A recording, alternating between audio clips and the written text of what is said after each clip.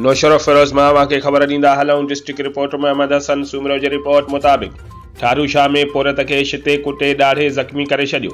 इस्पताल में वैक्सीन न मिलण करे पोरत जो प्रेस क्लब ते एहतजाज। वैक्सीन करे हयाती बचाइण जो मुतालबो।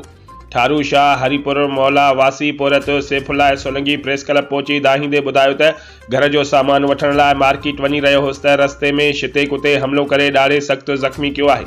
काल खां वठी रूरल हेल्थ सेंटर ठारूशाह जा चकर काटे रहियो आहियां, पर डॉक्टर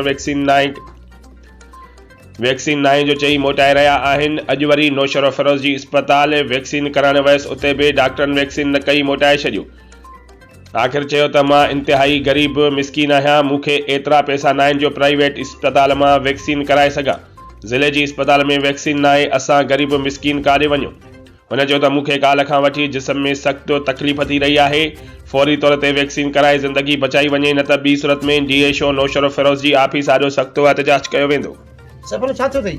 यो कल्ह इहो कुतो खाई वियो आहे, मूंखे इहो नौशारे वियो आहे इस्पताल ॾियां ठारूशाह वियो आहे त इहो सुई नथा हणनि। ॾाढो ई सूर आहे, ॾका वधो।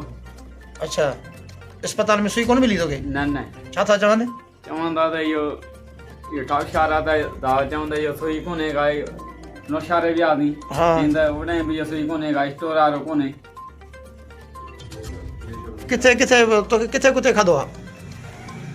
इन सियालनि में मां वियो हुअमि त उते इहो कुते खाई वियो आहे। हिते खाधो अथई, पेरनि में खाधो अथई, पोयां जी पुठीअ में खाधो अथई। पोइ तुंहिंजो माना इलाज बि कोन कयो अथनि? न पोइ इलाज कयो, मां ग़रीब आहियां, जिस्म में अलाए छा थो अचे।